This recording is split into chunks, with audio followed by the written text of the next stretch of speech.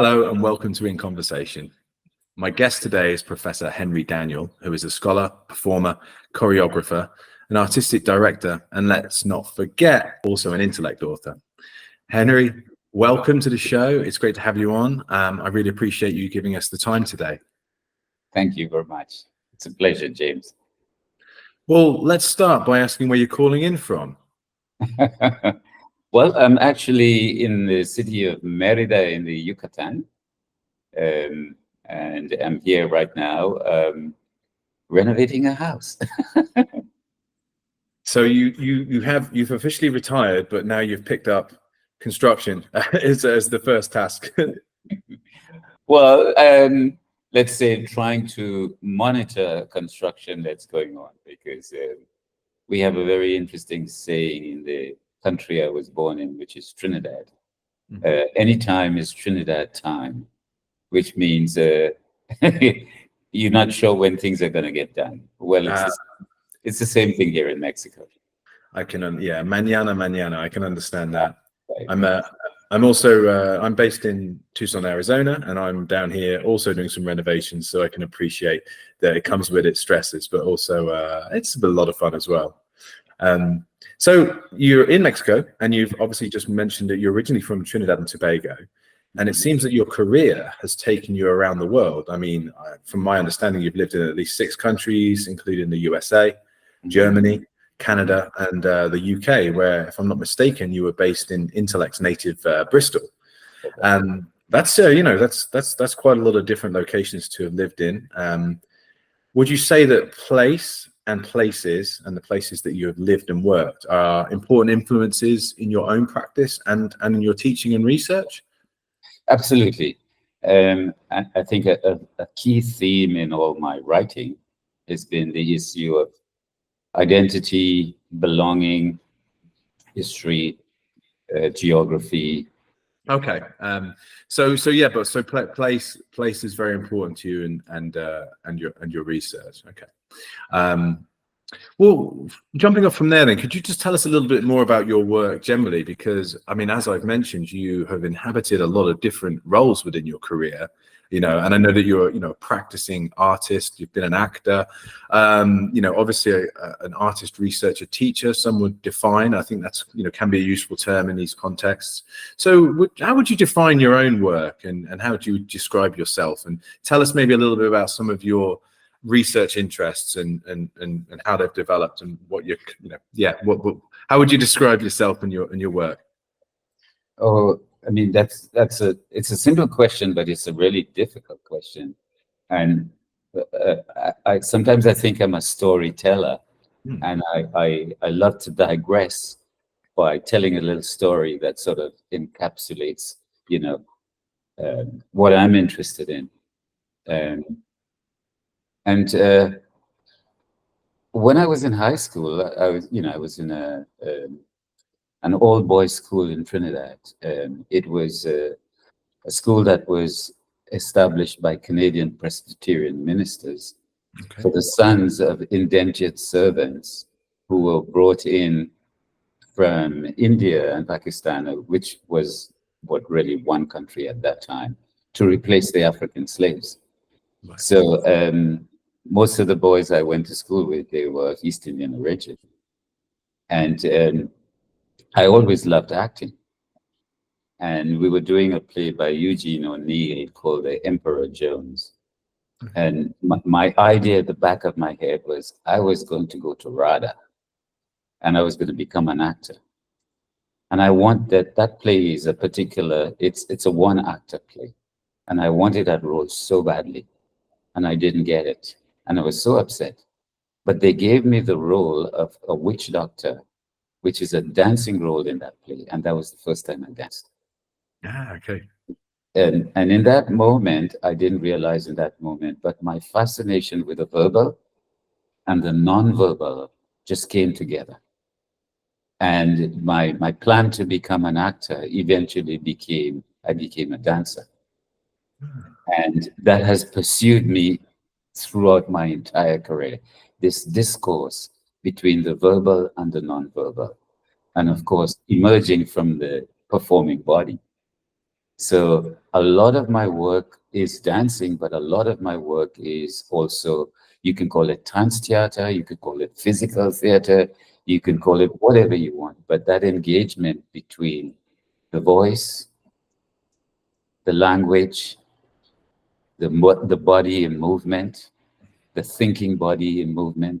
So wherever I've been, whether it's the US, Germany, Canada, the USA, Mexico, wherever I've been, that has always been part of the engagement. And of course, this whole idea of geography and place, Mm. identity, belonging, culture. I mean, to put it simply as I can, that has always inspired and motivated me. That's a wonderful answer, and it sounds like you're not a person who likes to be defined, and you like to break down some of these boundaries and see the value in blurring all these different disciplines and things together, which I think is clear from your work. So yeah, thanks for putting that into the context. I like this idea of storytelling as kind of a linchpin as well. It's a nice place to start. In terms of methods, you must have experienced a few over the years working in different countries, but also at some of the world's premier dance and performing arts institutions, including, Juilliard and various other places. I know you're a professor emeritus at Simon Fraser University as well. So are there any particular approaches, or have there been any schools or schools of thought that really kind of you've really engaged with, and you found them to really help generate kind of creativity, or to really, allow you to foster experimentation and creativity in your own work or in your own teaching? Mhm. I mean, I have tried a number of different approaches, a number of different methodologies, but I think one thing has been sort of central. The minute I started dancing, somehow I also started teaching, and I also started choreographing. So that early method was, I remember, for example, when I was with the Ailey Workshop Company, my ballet teacher would say to me, Henry, how come everything that I give you, you change it? And this is in a ballet class where you're not supposed to be changing the exercise. Right. But I found out that the formal, everything that's formal or as established knowledge, I loved it, but I wanted to mess with it right away. So that was part of a strategy. Another thing is I am fascinated by people. Languages. I love sometimes to go to movies where I don't understand the language. Mm. I just listen to the language and the syntax and the rhythm and look at the body that's speaking that language.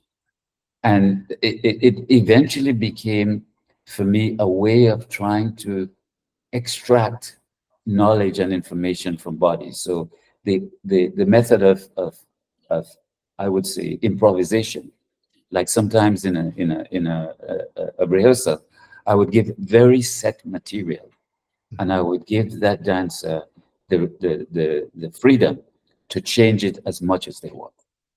Because very often I like to see how people perceive what I say and how they try to understand what I do.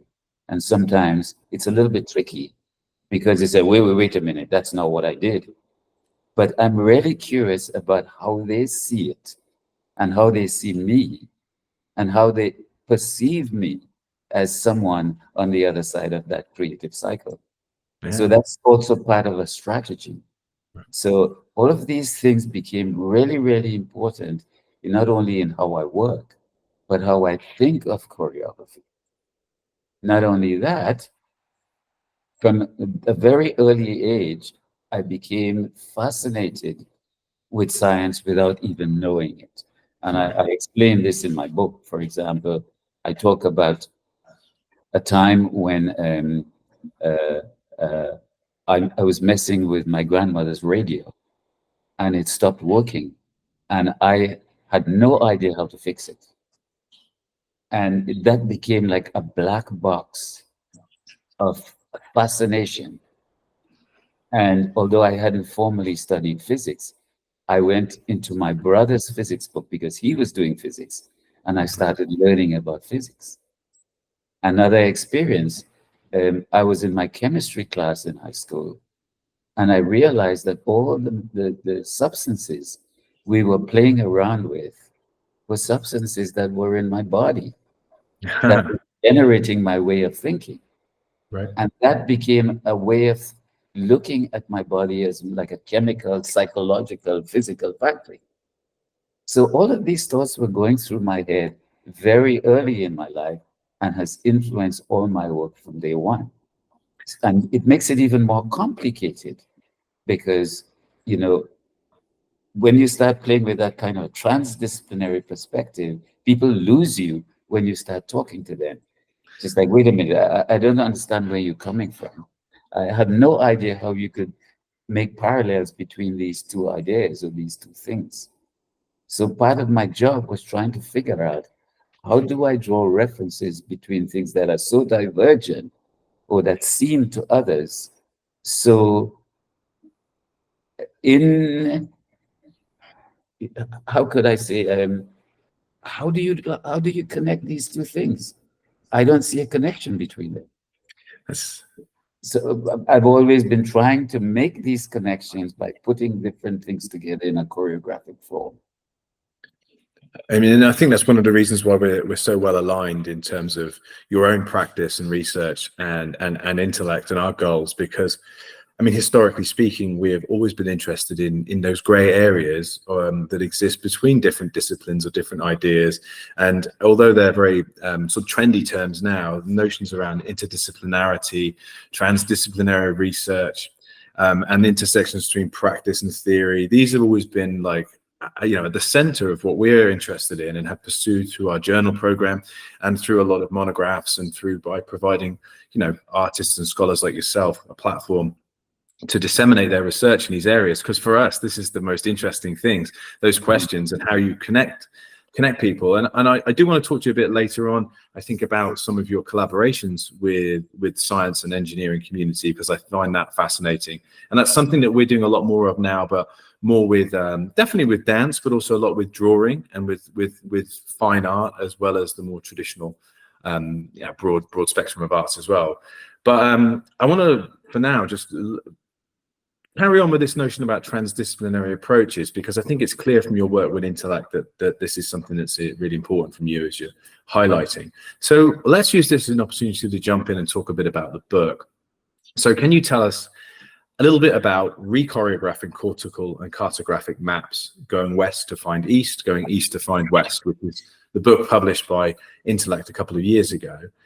So what's the kind of premise, or what's the kind of the thesis or the central argument behind this book? Because it's a wonderful book, but you're dealing with some pretty heavyweight topics there. So can you kind of nutshell, you know, sort of present that in a bit of a nutshell for us? What's the central argument, and what kind of topics does the book cover? Okay, so I put you on the spot a bit there, but yeah, I mean, if you could just give us a bit of an overview and explain what was going on in your mind when you were producing this book, that'd be wonderful.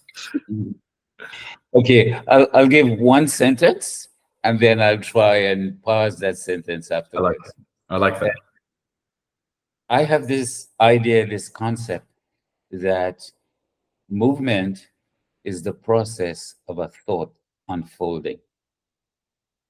Now, it sounds highly philosophical, but what the hell do I mean by that? Movement is the process of a thought unfolding. And I remember I was always fascinated by Buddhist thought and Western Christian religious thinking. And there is this idea that in Buddhist thinking that consciousness really is something that enters the body and leaves the body. So it's something that it's pre-existing. It's out there in the universe. It is part of the universe. Right. Consciousness is part of the universe. And of course, classical Western thought is that the brain produces consciousness, and when you die, consciousness dies with you. Right. So when you put those two things together, you begin to go through a whole process of thinking, oh my God, how do I resolve this dilemma? Yeah. And then you start reading thoughts by a range of different scientists on the extreme ends of this spectrum. And you see, actually, there are a lot of people thinking in very, very diverse ways about that. And then what do we consider as movement? Because from a dancer's perspective, movement is my body moving. Mhm. So, and then I begin to think, okay, what is my own history, the history of this body as a biological entity? There is evolution, right? And there is a process of organic life of how human beings became human beings and how we developed over time. And our cerebral cortex contains all that information, not just up there, but throughout the entire body. Right. So, in a sense, you are the history of that body, and not just the individual body, but the body as an organic process throughout humanity. And then you start beginning to think, okay, so um, I'm developing consciousness, a consciousness that has entered my body and will leave my body somehow. But do I own that consciousness? And what can I do to own it? Or how can I own some of the intelligence that that body clearly has that I am not aware of? Right. So here comes these notion of maps, cortical maps that define exactly who you do and who you are, geographic maps that define where you've been, or where you come from, what's the journey, the geographical journey, the places you go, you come from. And I thought, my God, that's part of who I am as a dancer. But my body moving through space, as Merce Cunningham says, that's choreography. That's it. The body moving through space and time. That's it. At the base of everything, that's it. So I'm thinking like, okay, consciousness involved in all of that. How do you define consciousness? You go from physics to chemistry, chemistry to biology, biology to psychology. How do we link all of these levels of being that finally you begin to say, yes, this is the conscious person that I am? All of that became fascinating to me. And I'm just like, how do I deal with this? But then I realized that that thinking was influencing every single choreography that I have ever done. And I remember the very first choreography I made, 1978. The choreography was called La Diablesse, which is a French word. And in Trinidad, we had this story, myth, whatever you want to call it, of this woman who hangs around late at night waiting to hijack wayward men. Mm. And that was part of a whole series of stories that we inherited, obviously, from not only our African past, but from our Caribbean history. I became fascinated with the stories and the myths, not only of the Caribbean, but where we came from in West Africa. Right. So I started going back to West African um, uh, stories and myths Mhm. of all those characters like Shango and Ogun from the Nigerian pantheon of gods. And then I realized that a lot of that thinking was linked to my thinking about science, about consciousness. Because, of course, in the West African view of the world is divided into these three spaces: the world of the ancestors, the world of the unborn, and the world of the living. And there are intermediaries that allow us to go through these different worlds. And there are practices, and there are dancing and drumming and dances that enable you, as we say in Trinidad, to catch the power so that you can enter another realm. And then I started thinking, my God, this is really a concept of consciousness. So you see how it became more and more complex. And that complexity permeated the dances I made, the way I looked at life, the places I went to. I became fascinated with different cultures and how they looked at notions of consciousness and being. And all of that Every single piece of choreography that I ever did, and I have an entire archive of, as I was saying earlier on, I have 15 terabytes of material that I'm looking at, choreography from over 40 years that I have. And I'm looking at it and thinking, what were you thinking? Where were you? What craziness was in your mind? Yeah. So I'm looking at myself in the present, in the past, looking at all the experiences I've ever had. Some that I actually had to go back and ask my mother, what was I like in this time? You know, what accidents happened to me? What craziness did I do? Right. Understand who this man is, because sometimes I don't even recognize who I am, but that's me. So all of that became my choreographic platform and my way of thinking and a way of trying to explain where I am and where I'm going. I'm not sure if I'm answering the No, question. no, that's well. I don't really care, to be honest, because that was a fascinating answer. Regardless, that's really interesting the way that you're connecting these dots. And I think a lot of people who may haven't read the book or aren't familiar with it, or maybe aren't as familiar with your work, and they hear, re-choreographing cortical and cartographic maps. What on earth's that all about? And I think you've encapsulated that really, really quite powerfully there, and connected it with a huge And the range of. second part, just to tie it together, and the Yeah, second please. part of the book, or the second part of the title, of course, it's in a sense is self-explanatory. Going west to find east, Right. going east to find west. And of course, we know historically, we think of Christopher Columbus, and he's thinking, okay, the world is round. If I go in one direction and I stay in that one direction, I'll end up going in the opposite direction, even though I'm going in the same direction. That's a dilemma. If you start going in one direction, you'll end up going in the opposite direction, even though you're going in the same direction you started. Right. So that became a thought for me. Okay, and what is the East? And what is the West? And how have we stereotyped these terms? And how does that specifically apply to my history as a Black man? Because I'm a result of that going west to find east. True. The African, a whole lot of the African population came to the Caribbean, but they weren't looking for us. We happened to be part of that movement. And then in Trinidad, of course, as I mentioned earlier, I was in a school with mostly boys who were of East Indian origin. And of course, Chinese origin as well, because we had at that point Chinese coming to Trinidad as indentured servants. So here am I growing up in the Caribbean with East Indian and Chinese people and learning some of their culture at that early age.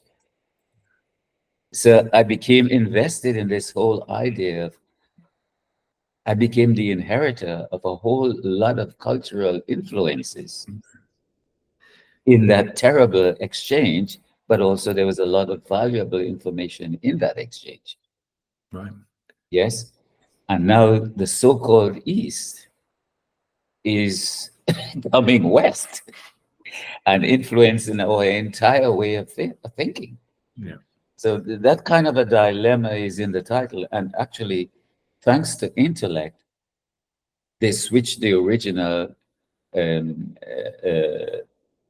title from Going West to Find East, because that came first. And Intellect said, well, why don't you put Re-choreographing Cortical and Cartographic maps? And I think that was a good choice because, of course, we're looking at dance and we want to have that as the primary sort of focus in the title. But I couldn't separate those two pieces of the title because I wanted people to think, well, what does he mean by that? Yeah, it's almost like a flag in the sand, a question you're posing to your audience and to your readership there. So I do think it's a really powerful title, and one that isn't necessarily apparent what you mean from first reading of the title itself. So when you encourages you to delve deeper and to question and to think, well, hang on a minute, what is this all about here? And makes you think about those terms in different contexts as well. Well, again, it sounds a lot like place, and the place of, where you were growing up has had a profound impact on this project, not only on your research throughout your career. So it's interesting to return back to that first question we asked as well about the impact of place on your own work. Well, I know a lot of people who will be watching or listening to this podcast will be very familiar with your work from different disciplines as well. But I wanted to ask you, who do you think the audience for this project is, and who would you like to read the book, and how would you like it to be understood and used? How do you see it? Okay, that's a really good question, because I actually asked myself that as I was going over the book again recently. Of course, I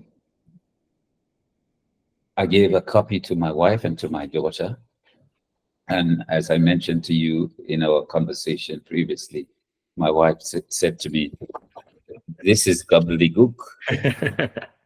And she is has been a professional dancer and lived with me. We've been married for about almost 39 years. Long enough to give you an honest appraisal. She doesn't hold back. And I realized that I would really like her to read the book and not realize it's gobbledygook.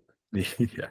And I'm using her as an example because one of the things for me that was really important and is already important is that relationship between the academy and the real world. Yeah.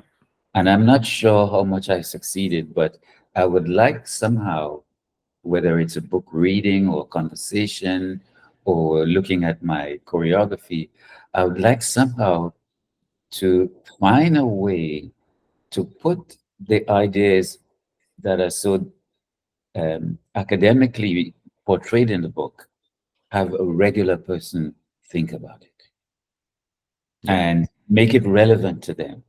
A lot of the material I generate in my choreography, it turns out into live dance, installations, gallery presentations, documentary films. It's a lot of material I generate. And I generate it from regular people. And I want those regular people who are my audience to also find ways of looking at that book and reading that book and seeing how those ideas are represented in an intellectual way. Now, that's a difficult task, and it's always been my task because, and I'll give you a tiny little story now in a diversion. Mm-hmm. When I went to do my PhD at Bristol University, my supervisor, who is a famous futurist scholar, Dr. Gunther Berghaus, he said to me, "Henry, you're not here to choreograph. You're here to write 80,000 words." And in that moment, I had to swallow all my ideas, my pride, my ego, whatever it is, and spend the next while sitting in chairs in libraries. And years later, when I went to my defense, another famous dance scholar, Dr. Janet Lansdale, who is the head of dance at the University of Surrey, she was my external. She said to me, "Henry, this is a wonderful document, but what about your choreography?" the inherent paradox, yeah. And this is the dilemma that has always pursued me. And she said to me, "Okay, I really like your work. I think this document is fantastic, but I will give you 1 year for you to go back and rewrite this document and incorporate your choreography throughout." Mm. That's what Janet Lansdale said to me. And I value these two people, Gunther Berghaus and Janet Lansdale, enormously because they put my dilemma right forefront of the difficulty of the term practice as research. Yeah. And this is when the UK was going through all its crazy ideas about what is practice as research. And I was literally in the middle of it. And has always been my dilemma, even before I decided to do a PhD. And it's still my dilemma now, in the sense that I want a regular person to understand what I'm doing by what I write and by what I produce on stage. And that is no easy task. I know, I feel for you, because it's a challenge that we, are fully behind at Intellect, because this is the dilemma that we have faced as a publisher who's been at the forefront of these debates since the early 80s. And it's not easy sometimes to find a reader at all for some of these projects. And with my marketing hat on, it's really interesting where it takes you. And just with your book itself, obviously we've had it at Dance Studies Association, where it was very warmly celebrated, but at the same time, I will take it to the science, technology, and society communities. And that there'll be more buyers there and more people interested there, and it really opens up your perspective. Like, hang on a minute, Really, how do I approach this? It's a fascinating challenge.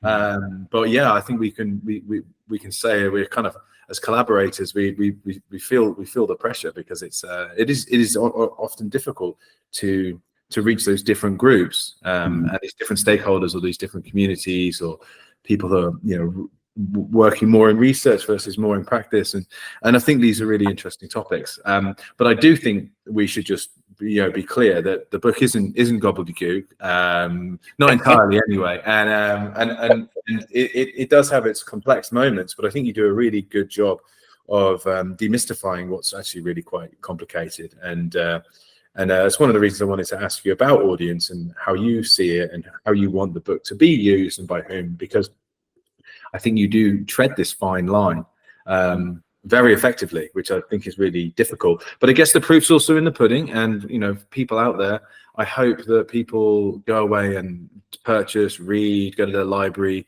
get hold of the book somehow. And we'd welcome their feedback, and I think there's plenty of forums for that. You can email someone at Intellect for sure. Also, we have all of our social media platforms where we welcome conversation and debate. But it's our 40th anniversary this year as well, and we're hoping to get Henry to do a few bits and pieces around our 40th anniversary, which I think there's possibility of some kind of forum conversation, something that will maybe take this more to a broader audience anyway, where we can have those conversations and different perspectives. And of course, academic conferences are wonderful opportunities for that. And we'll have the book at the Dance Studies Association annual conference this year in Buenos Aires. So we'll be presenting the book there. And I ask everyone to, if you're going to attend, swing by and come and take a look at the book and share your thoughts. Send me feedback. Exactly. I know. We don't work in vacuums. We want to, we want to break down those silos and to have perspective from, science, to have perspective from the arts, from practitioners, from theoreticians, from business people, from choreographers. It's fascinating how people utilize this different research in different ways. So yeah, I think it's a good point, just to almost challenge our audience as well to come and share their perspectives and feedback and to let us know how they're using it. Well, thank you very much for talking a bit about the book, and I think it kind of leads me on to a couple of other questions I wanted to sort of talk to you about today. I did want to ask a little bit about your collaborations with researchers from the fields of science and engineering, and just maybe you could just tell us a little bit about some of the innovation or some of the innovation that's derived from those collaborations. Is there, and how that links back to the book, perhaps?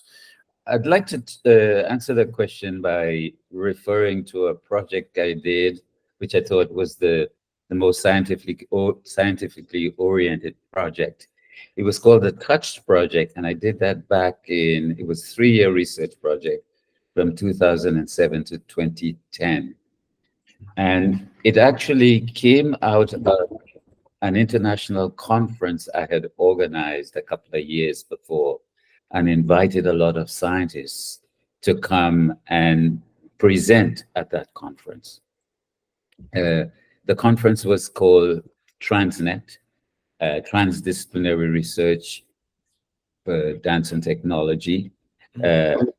And I invited a whole group of people, scientists, artists. And in one of the presentations, I had a roboticist and a computing scientist who looked at the visions of um, and I was looking at it from a choreographic perspective.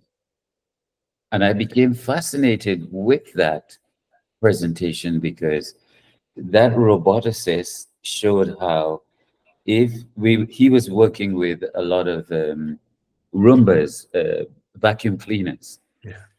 programming them, these elementary AI machines Like that, they could call them dancing robotic vacuums in a sense, really, aren't they? I guess. yes. So he showed that you could actually, if you put two of these robotic systems in a space that were specifically programmed, if you just slightly rearrange them in space and started them, you can get patterns that you had never programmed. And I began to look up, there is I think he's a Russian scientist, Ilya Prigozhin. He got a Nobel Prize based on his experiments in complexity. And I read that and I became absolutely fascinated by how you can get results that are non-programmed from very specifically programmed entities.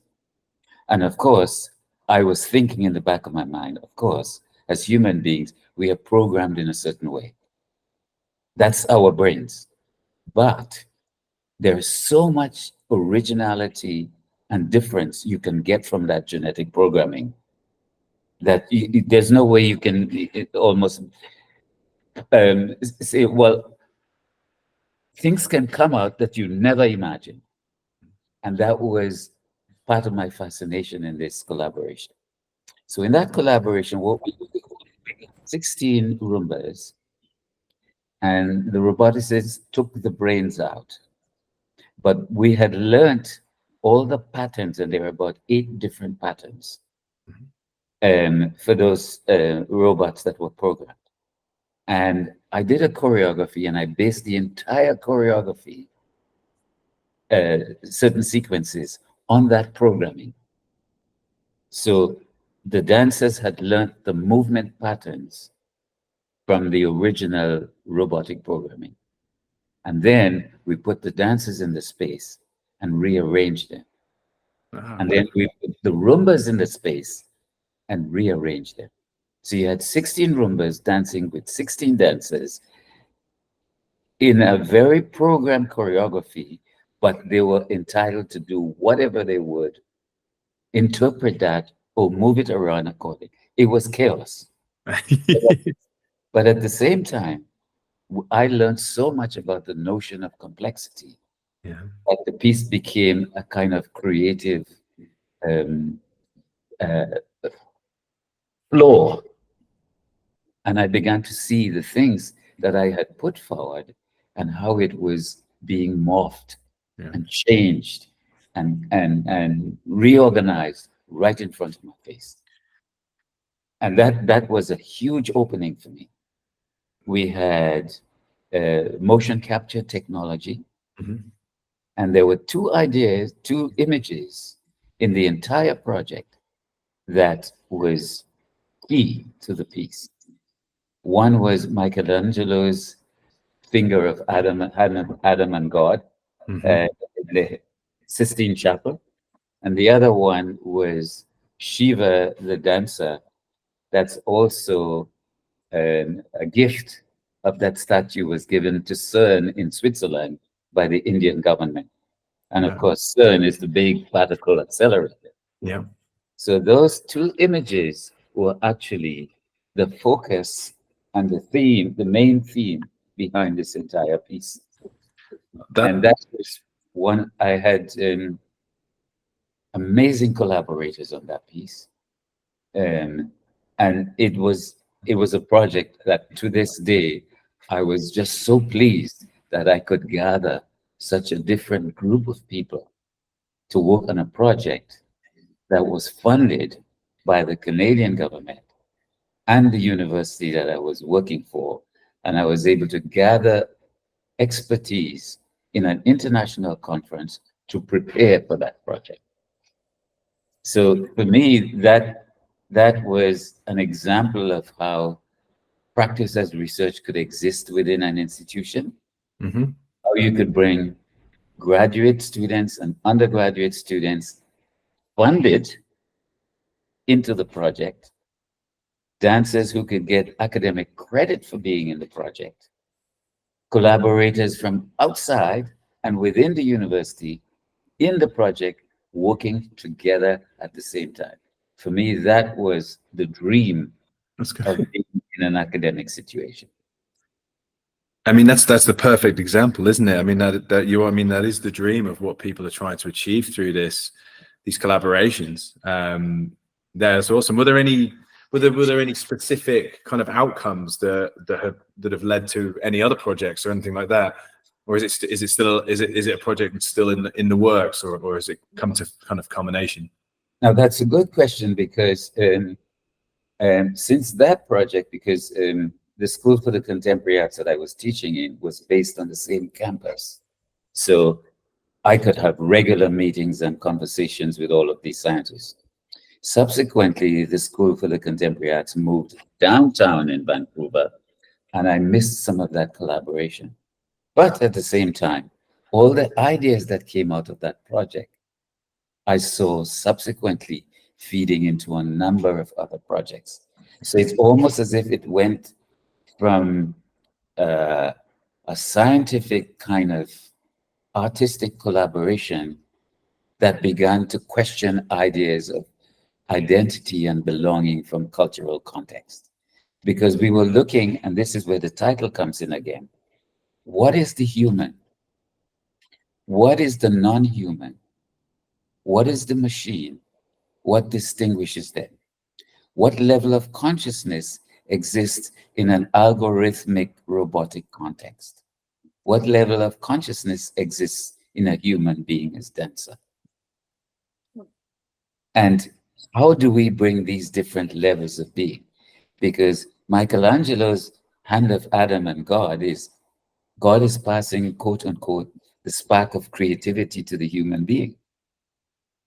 And in Shiva's pose, Shiva in the Indian philosophy, religion, is the god that is responsible for the creation, the maintenance, and destruction of the entire universe in a cyclic process that never stops.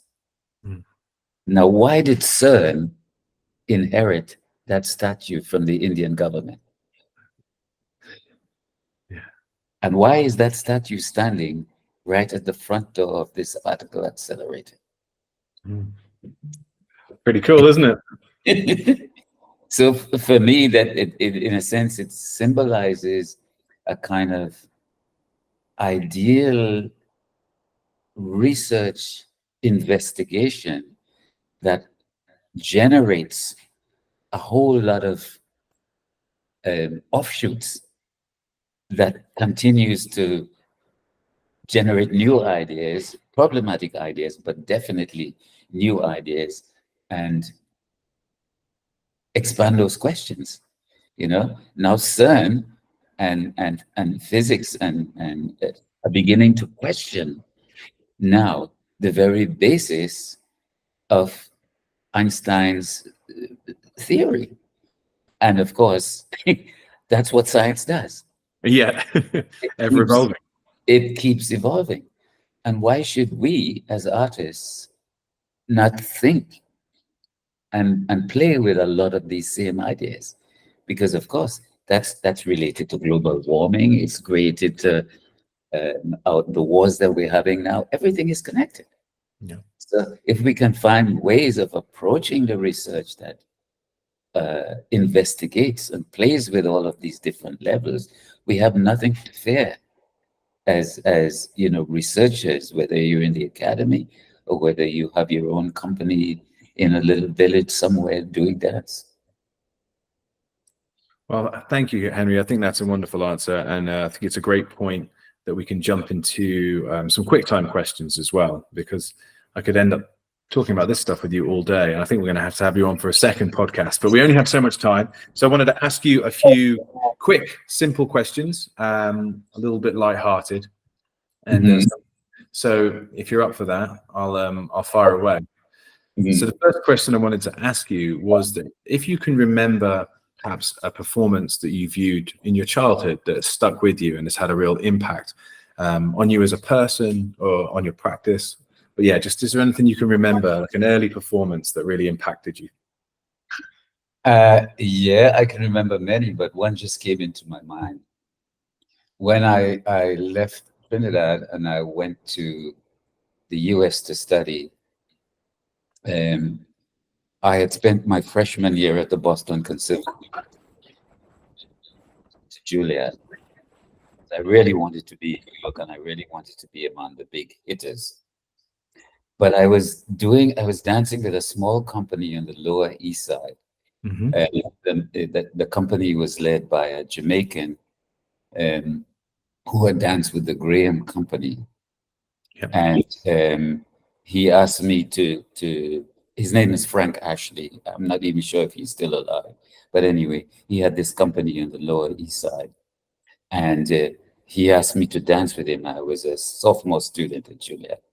And I remember standing in the wings and absolutely terrified of going on stage. And you're talking about someone who had been on stage for so many years. But this was my premiere performance in New York, Right. Even though it was a small company on the Lower East Side. Absolutely terrified. And as soon as I stepped on stage, it disappeared. Just like that. And I was just like, wow. And a lot of performers will tell you how terrified they are in the wings. As soon as you step on that stage, it just disappears. And that was a moment for me. I was just like, wow. You know, I'm in New York. Yeah, I mean, that makes sense. I mean, whether you're a first time doing any public speaking or first time doing major public speaking or any kind of performance, yeah, I can think that many of us can understand that you're on the sidelines terrified, and then you transform unconsciously into the performance artist or the speaker. Yeah, I know that's a great example. Thank you for sharing that with us. And we don't do that. We don't realize it, but we all do it in our own context. You know, as soon as you quote unquote on the spot, something just comes out of you. Yeah, it's like the fight or flight, or however you want to define it. But yeah, the unconscious brain takes over in a sense. And I mean, I'm sure there's some neuroscientists out there who could explain this a bit better than I can. But yeah, it's amazing. And then you kind of, when you finish the performance or you're midway through, perhaps sometimes, and you're kind of like, hang on a minute, who's at the wheel here? Hang on. And yeah, I've experienced that myself, certainly delivering workshops on things. And yeah, maybe from my rudimentary acting back in the day myself as well. Yeah, once you're terrified in advance, and then when the actual act comes about, it's yeah, you're not really fully in control of your own performance anymore. And then another tricky one for you though, which living person do you most admire and why? Ooh. That's a tricky one. Living person, living most admire. Well, they don't. I'll tell you what, they don't have to be living. But what person do you most admire? My mom for her resilience, and my wife for sticking at it. That's a great answer, which I'm sure will be rewarded with more harsh criticism. But no, that's a great. It's a great answer. That's actually a question that often solicits a similar answer from people, where they often refer to someone from their family. And I think it's really important, yeah, to especially if you're working in careers like you've had, to have solid family either supporting you or to have been of as an inspiration. So I think that's a great answer. And another one that's, none of these are easy, I'm afraid, but I'm just thinking here, what scholar or school of thought has perhaps most influenced your thinking or your research? And I know with you, there's probably many things, but yeah, is there anything that kind of, has been really inspirational or has really influenced your own ways of thinking and researching? School of thought.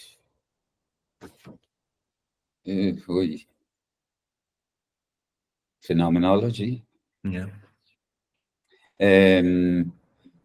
I think because I found a sort of a philosophical approach and a methodology at a particular time in my life that was very inspirational.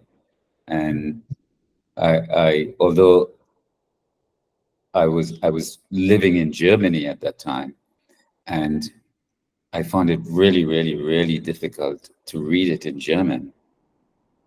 Um, I it did affect me because, you know, not just the language. I mean, I do speak German, but also as a dancer, the approach to movement or to embodiment.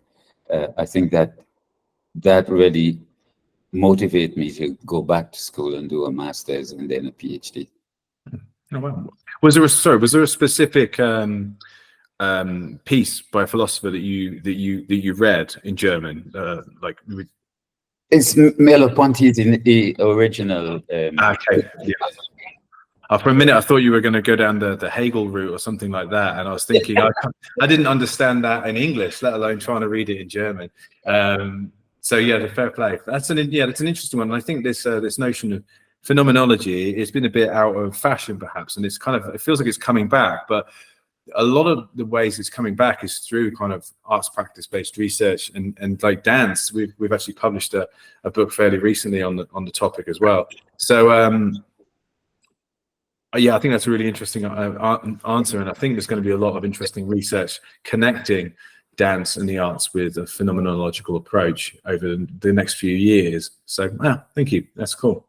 I mean, you're right in the sense that, you know, phenomenology has gone through a lot of changes and revisiting, but at a particular point, it was very influential for me. Okay. And I mean, I've also gone on recently to a lot more different approaches, especially, I would say, especially in the realm of new science. Right. But for me, that was very important at a very specific point in my life that, in a sense, encouraged me to go back to the university and do a master's and then later a PhD. Yeah. Excellent. Well, I can promise you that the rest of the questions are a little easier. So I just wanted to ask, what are you currently reading?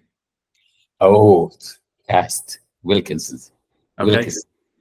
Oh, I just saw the movie and I was just like, I got to read this book. Cool. I was absolutely shocked that I hadn't read it before. But Cast, beautiful book. Okay, I've not read it myself. That's one for the list then.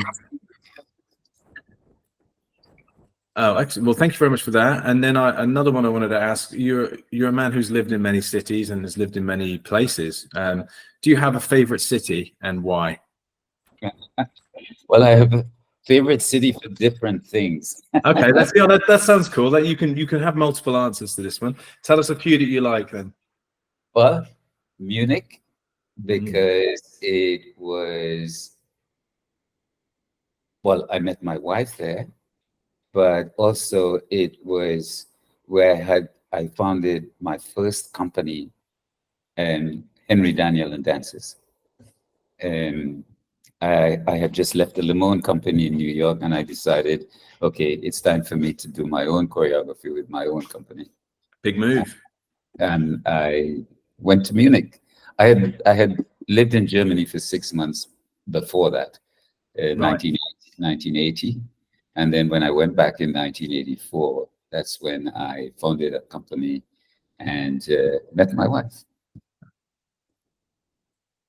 Awesome. Oh, that's great on many levels. It must have been a big, bold decision to make to leave New York and the security of a prestigious company like that to have found your own, which no doubt obviously has then led to you meeting your wife and has probably been very impactful in your life, generally speaking. So, absolutely. Any other cities that you like for other reasons? Oh yes, I mean, of course, New York, and also because that's where you know, the old saying, if you can make it in New York, you can make it anywhere. I was Yeah, right. determined to dance there, and I had amazing experiences, you know, um, working with the Early Workshop Company, the Lemon Company, the Bernhardt Ballet, a number of different companies. That was just amazing. So New York, because of that excitement and that vibrance back in the late 70s and 80s. And of course, Germany, that was so, Germany actually I call my my how do I put it? A sort of my underground experience or underworld experience. Hmm. I went through an amazing time in Germany where I had so many questions about, you know, even my own psychological balance. You know, I started having all these really strange um, ideas about who I am and you know, my even my mental balance. But I was really sort of through a kind of a um, subconscious investigation. So my entire life in Germany, I almost saw as if it's a time to question the very basis of who I am and what I do. Hmm. And of course, Canada was my most extensive academic life, and that gave me the, I would say, the financial and academic freedom to do my work within that university context. Um, Something actually that Britain prepared me for, Right. as uh, I was doing my PhD in Britain when practice as research was going through its crazy initial kind of, and I was really challenged and learning how to present my work from that perspective. When I did go to Canada, um, it was so beneficial. I remember when I started applying for research grants, people thought I was nuts Yeah. until the money started coming in, and then people were like, "Oh, maybe we should try this too." Yeah. Yeah, so Britain prepared me for that. So and then my dad was one of those people who came to Britain during those 60s, that those early days. Hmm. So I had family there. So it, in a sense, also it was, my parents had separated when I was very young. It was reestablishing a paternal link that was non-existent since the age of 8. Yeah. So all of these interesting sort of coincidences, I can identify particular countries with particular kind of emotional, psychological, choreographic knowledge links. Well, I call these quick time questions, but I always like the fact that they tend to be leading, and then people often you know, reflect upon more broadly different places and things that they've been. So thank you for those answers. They're really, really interesting to hear. And I just have one last question. Other than your house, what are you working on? Are you writing? Are you performing? What's going on? I am working on a case study project where my archives, my substantive archives, could be remanipulated using AI algorithms. And I'm working with that on that with a colleague, Professor Arnie Eigenfeld at Simon Fraser University, because I have such an extensive archive. I wanted to have another look at it. And since AI now is becoming such a prominent investigative tool, I thought, why don't I have some complex algorithmic strategies look at my work and present it back to me in a way that I hadn't thought of? So that's a part of the project. The other part is growing up in the Caribbean. Of course, we had all those links to Britain, France, and Spain. You know, the country itself has so many influences. And of course, I knew a lot about Latin American culture. and especially Mexican culture, because, for example, here in Merida, I would say about half an hour away from the city is the focal point of where that huge meteor struck the Earth millions of years ago that destroyed the dinosaurs. Yeah. And when you look at the land, because everything is so flat here, and the water table is very high, and it's all sort of limestone, and you wonder what memory of that still exists in this land. So that is fascinating me right now, because I know quite a bit of the Mayan culture. I have worked in Guatemala for a while. Of course, it's a different Mayan context than Mexico, but I'm fascinated with that cultural link, that um, that history of the Mayan people and of indigenous people in general, and the land itself, the history of Spain, especially on this country. So when you see it in the architecture, you see it in the land, you see it in the language, you see it in the people, it becomes something that begins to inspire you. So I did a short project where I started approaching it. I started it in Vancouver, and I did another part of it. I was invited to do a project at Theater Pforzheim in Germany a year ago. I would like to develop that a little bit more here in this context.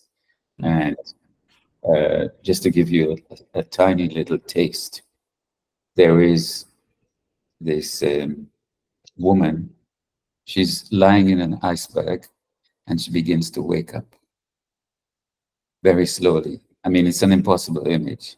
Yeah. But she becomes this memory stick, if you want. When you put an object in the earth that's meant to be opened in another 20, 30, 40 years, this woman was probably inserted in this iceberg millions of years ago, and she's about to wake up, and she's going to tell you what the hell is going on. So I became fascinated with that image of, memory in the land, memory in the people, what's going on now in the world. And it's crazy now. So crazy what's happening now. We as artists, we have to also investigate that. So those are the that are percolating in my head right now. Well, I look forward to seeing the results of that percolation, and I just want to say thank you so much for your time today. I think that's about all the time we have for today's podcast.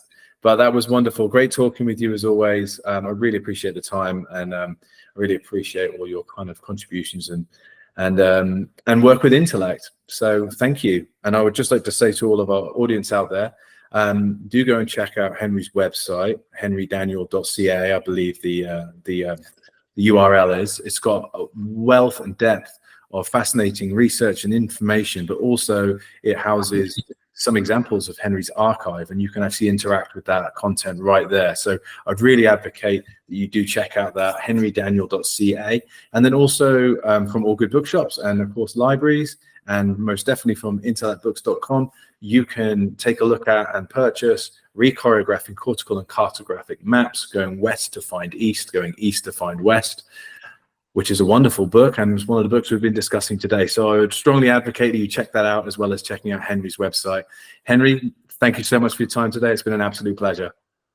Pleasure speaking to you. I'm glad to see you again.